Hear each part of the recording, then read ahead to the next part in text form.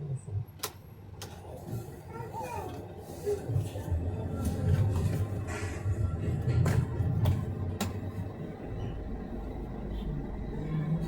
So there is a video of a gynecologist who's currently in Northern Gaza, that's Dr. Tagreed, and you can hear hammering a little bit there in the background. There's a mother telling her child to get down from the wall, and the little boy saying that his ear is hurting. It's a walkthrough of what was once a classroom in what used to be a school. And you see floating ceilings, walls, curtains,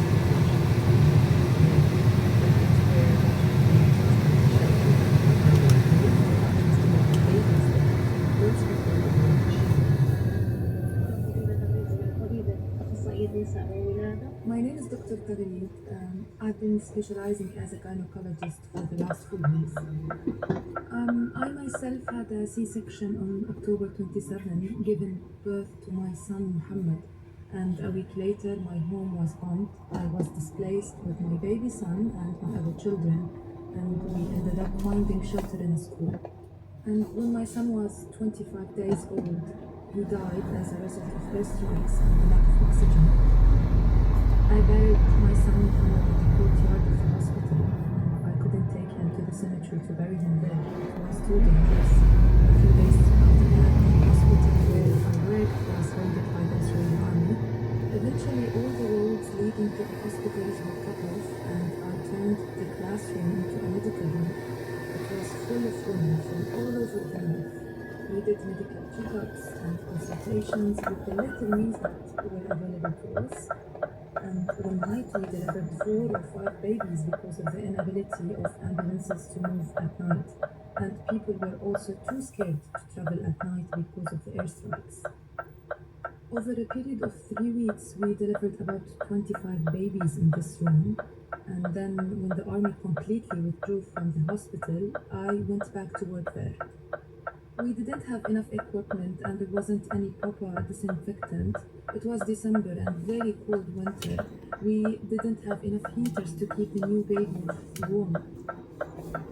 We dealt with a lot of difficult pregnancies. There were women who had high pregnancy-related blood pressure. There were also few hemorrhage cases that we were able to control and bad. Sometimes we were forced to take someone to other schools because we were unsure dangerous situation. Sometimes we would deliver babies in classrooms because the mothers couldn't walk because of the contraction pains. In May, we had to leave the classroom we were sheltering in because it was set on fire. I lost everything I had brought to this classroom. Now I have been able to return with my family to the sunburnt classroom. There is absolutely nowhere to go. That's Dr. Tagreed, and she described a raid taking place in the hospital that she worked at, and the idea can also use that terminology. We did reach out to the idea for comment about the safety of healthcare workers and the lack of access for women in Gaza to health services, and not quite a response. We heard some of the complications there, Hiba, that Dr. Tagreed mentioned. What else are there? I just also want to just put that perspective. Just before I came into the studio, I just quickly checked what were the percentages of women in the UK who experienced pregnancy, high-risk pregnancy complications. It's 68%. Inside of Gaza, pre-war, it was 15%. It's now at 40%. And this is high-risk pregnancies. But nearly all women are experiencing some. What do they do? Honestly, it's literally just, we go back to basics. That's the thing. If you don't have anesthetic, then you do the surgeries without anesthetic. If you don't have the equipment, you make makeshift equipment. It's even come to a point where something as basic as sanitary or, for example, hygiene kits are just not available there. So you really do end up having to go back to basics, and it's a sad situation because a lot of women end up losing their kids, suffering complications, and things that as a result, when you have the full healthcare sector working at the standard we wanted to, doesn't have the kind of basic hygiene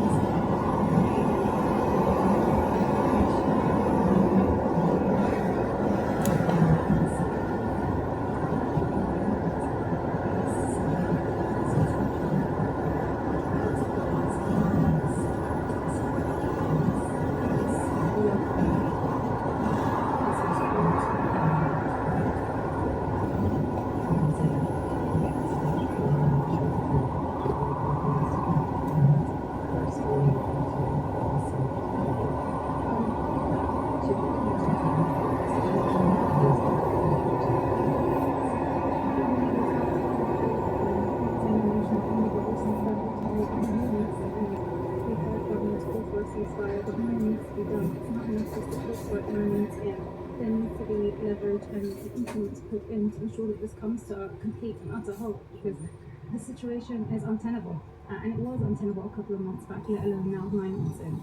We don't hear as much about the ceasefire compared to the past few days. We did see on Friday that the British government announced they're going to resume their funding of UNRWA, so it's Gaza's largest UN agency.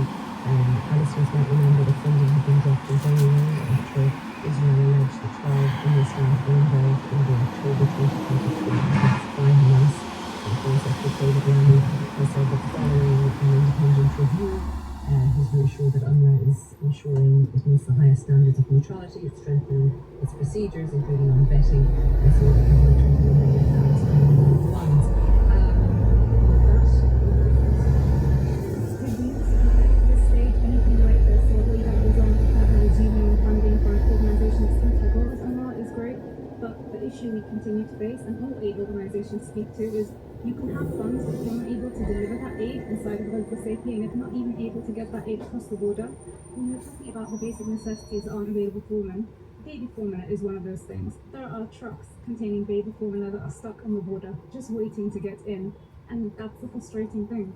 And of course, Hiba, as you will have heard, as well as our listeners, when it comes to aid, there is always a war of words as well between Hamas and the Israeli government about who is actually holding up that aid and what the issues are about getting it to where it needs to go. But I want to thank you very much, Hiba, for speaking to us. I do also want to bring in Louisa Lovelock, Washington Post Middle East correspondent, who's in Jerusalem at the moment. We'll be hearing from Hiba about some of the dire conditions that she said pregnant women and new mothers and doctors are facing in Gaza. Is there any hope on the horizon? Emily is very concerned, despite what we're hearing about the heroic efforts of doctors and aid groups in the absence of ceasefire and ceasefire. The situation becomes teenage care, of course, means the most pregnant women, most women outside of it. And what I found most striking, we hear this again today, is what is really every single time they dies in the sense of vulnerability that women must feel during pregnancy and multiply it exponentially. And of course, on top of everything, we've had what AIDS and most of the women that are pregnant are mothers. And that means they're what does that mean? We can increase risk of postpartum death if they do have a lot of breastfeeding, they don't have consent to have expensive, but it requires a whole resource. That is very And so we see the issues. Also, Louisa, we want to speak about the Israeli women who were hostage in Gaza by Hamas. The parents of some of those women have been speaking, and it was believed to be 16 women in total. Can you tell us a little of what they've said? most likely to since they were concentrating hostages with the captives returning from the wars. And at least one woman now released has braved it up and described terrible things that they with their guns. Others have described very serious stories. There's for the families who they've learned from, who are just waiting their books every day for every hour. That's the unimaginable fear of what we might find out when their business arrests regulars. And it's something that the parents we've spoken to say haunts them every day. Yes, and of course, also speaking about that 9 months since the attacks began, since they were taken hostage, and talking about could their daughters or the women that they know be pregnant due to sexual violence. Is there much information coming out about the system?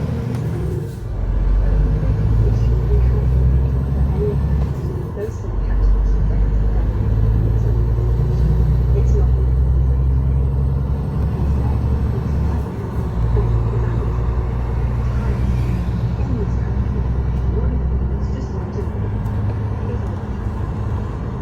without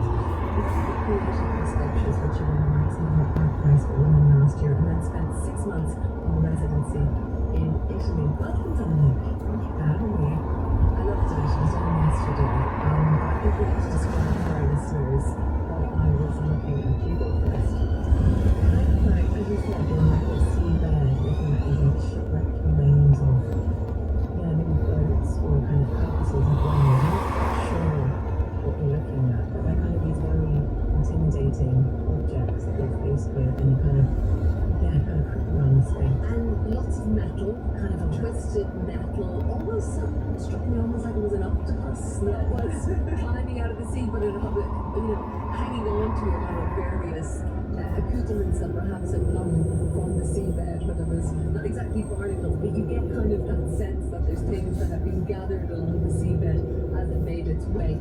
Big as well, these 3-4 meters of twisted metal, wood at times, fabric, and he calls the exhibition dead weight. That's a nautical term. Why that? I mean, I'm quite obsessed with the sea. I mean, my work is kind of about ideas of futurity, but this understanding that futurity can only exist through the destruction of the present and the idea of land. So I always look to the idea of the ship and its importance in creating that new world.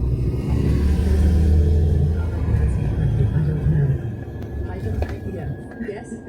So explain that word, because your work is also that concept. Yeah, so it is basically what I just described. It's a term that was coined in 1631 at the Great Convergence of Capitalism. So it's about how powerful the ship or a sea vessel is in creating power on land, and how you can basically, I like to use hydrogen from below, so the pirates or runaway slaves, or those who kind of electrify the status quo. So inspiring rebellion. Oh, you want to, yes? Absolutely. I think it's, what's the point in just like standing alone? I've always been taught to like, have a loud voice and kind of rebel and swell, especially in the work. I mean, I find it quite funny because I'm always mistaken for a man. So like, when they see the work, yes, this must be a man, it's so macho, so heavy. When I watched, there's a lovely video that's also at your exhibition that shows your journey through Italy as you did this residency, and you're going to Palermo, Genoa, you're going to Milan.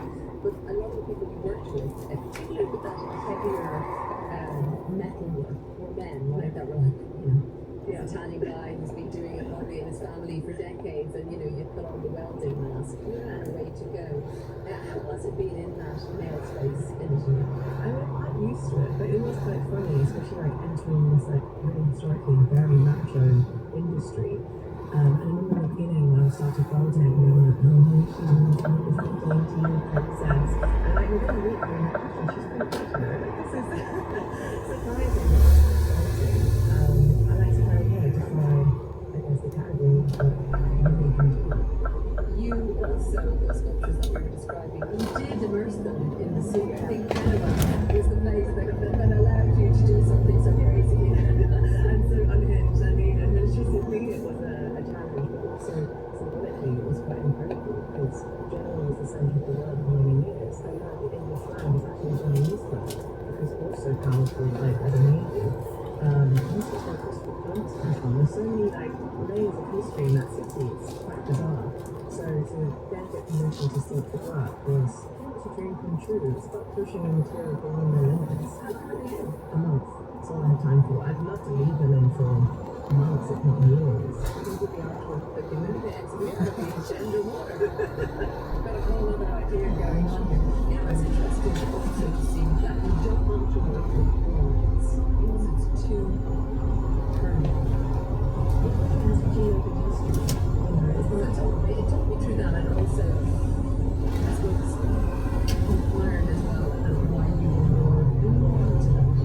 Well, bronze is the material of like statues of presidents, of prime ministers. That's the material you see in the street, and that will literally last for hundreds if not thousands of years. We keep finding bronze statues that go in the sea. We bring them up and they're basically immaculate. And that idea of like, I guess whatever really freaks me out. I kind of like materials to act autonomously in the space. I almost feel like they're creatures in their own right. Not just stop as soon as you do a thing. As soon as you leave, they might start acting freely across the space. And I am kind of towards that. It's which you can see, like, it's expressing itself in space. And that's a material that sorry, that's what I think. It's something that other mentors can't really do. But you also got to the other work is also that literally presence. Well, actually, in shipwreck,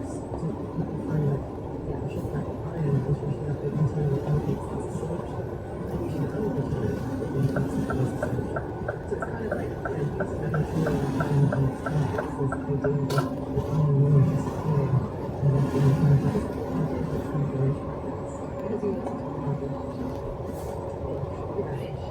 I know it's also kind of like it's like usually when you're talking this kind of associated with outer space, but as we're seeing like across the things of communism, people are not talking about communism Mars, that idea of a new planet that you can escape to where the business means the power no longer exists is impossible.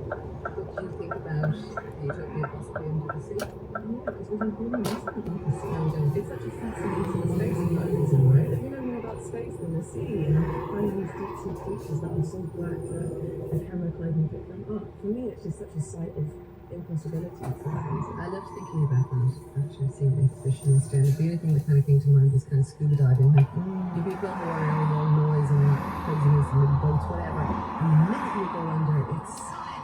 Yeah, and you enter a different world and a different environment. Time's over. Yeah.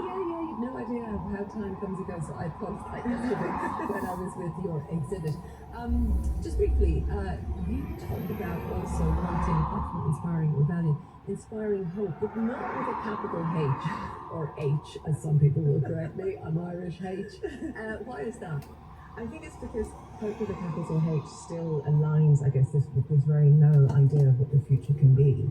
It's like I don't want the future to be that I'm basically working myself to death. I'm tired, or I can't afford to actually have housing or like fresh fruit. I want it to be something that's so different to that. So it's trying to like separate from that very like defined world essentially. The Max Mara Art Prize for Women, two of the previous ones went on to win the Turner Prize. How does that feel? Oh, I mean, I won't say that. But it does open a whole other path. Yes, exactly. And it's actually been great fun, I guess, like working through this the past 2 years and seeing, I guess, like I'm always so open to change. So, yeah, it's been great fun. I mean, if that's a possibility. You're not going to say now, hope with a capital H. Thank you, Dominique White. Lovely to have you in her exhibition, Dead Weight. I was thinking something completely different with Dead Weight when I went to see it. It's on at the Whitechapel Gallery in London and it's on until the 15th of September. In relation to Gaza that we were speaking about earlier as well, I do just want to say that we do have links in the minutes and the website to actually us to support if we need that. That is where that is. And join me tomorrow. I'll talk to lawyer turned author Megan Davis about her experience blowing the whistle on financial crime and how it inspired writing her new novel Bay of Thieves, all set in Monaco, so get ready for that. Summer read. And a reminder, Listener Week with us next month. Start sending in those ideas. 84844 on social media. Gazelle was presented by Neil McGough and produced by Mariam Roof. Protests on the rise in sheer diversity of groups, tactics and causes. Party several European policing protests in talking down to the president and beyond. That's since 1974, I've been exploring the lives of visually impaired people on Radio 4's In Touch. It showed me there's little blind people won't have a go at. Considerably at risk. I mean, you're the person with the egg on the horse. But how have changes in society affected the lives of blind and partially sighted people? And what will the next 50 have in store? If the technology isn't working out, then the technology has to be made to work better. 50/50 vision with It's Global. Next Sunday evening at 7:50 on Radio 4 and BBC Sounds.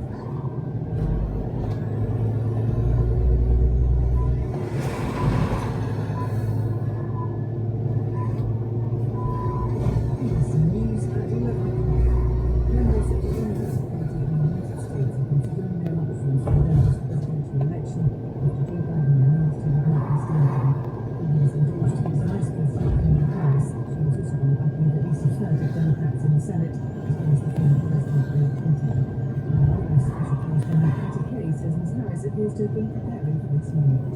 A fairly big Democratic donor who's quite well plugged in to what's happening down in the White House texted me and said, "This is interesting. She had heard that Kamala Harris was already vetting a week ago potential vice presidential candidates. Amongst those were Andy Beshear, the governor of Kentucky, obviously a conservative state, but who's proved himself by being elected as a Democratic governor In a conservative state, Josh Shapiro, the new governor of Pennsylvania, who I spent a day with when he was running for governor, very impressive.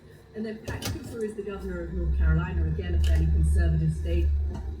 The Education Secretary, Philip Phillipson, says the government will consider removing the teaching benefit plan. Teachers have been pressing for the change, but Ms. Phillipson has warned removing it would be very expensive. Parliament is expected to learn later this afternoon why the government has refused to provide financial support to the children of Parliament members. There's 1,500 people living in Belfast. Parliament Wolf runs for a loan guarantee of up to £200 million. Police are questioning 6 men on suspicion of murder after a teenage boy was shot in the park on Ladbroke Road in West London yesterday evening. The victim is believed to have been 15. The MSP for West Scotland, Russell Findlay, has become the first candidate to formally enter the Scottish Conservatives leadership contest. Mr Findlay is the party's justice spokesperson and was elected to Holyrood in 2021. President Macron has visited the Athletes' Village near Paris ahead of the start of the Olympics later this week. He said France was ready to host the Games. BBC News. Are you a fan of charity shops? Maybe you've had a real find in a charity shop, but do you think they're becoming more expensive? Wilfred Robinson will be looking at the future of charity shops in New York now. But first, the BBC Home Affairs editor Marcus presents a new series looking at the police, public order and protest in Britain, and going back in time how political protest gave rise to modern policing as we know it today. This is Policing Protest.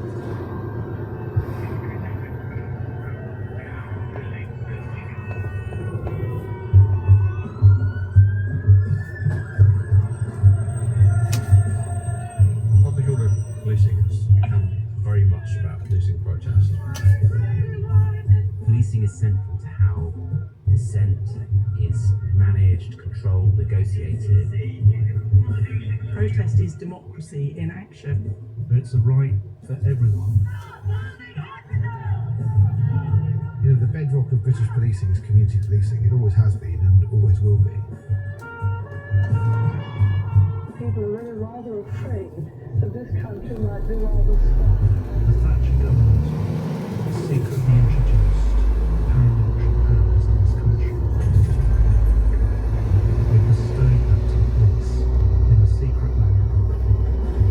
What is just the right forced to do? What's just the right amount of lawful protest? Officially, we have no relationship with the police. We don't police liaise any of our actions. Sometimes we'd be occupying a public square, or we might be occupying the entrance to Royal Refinery.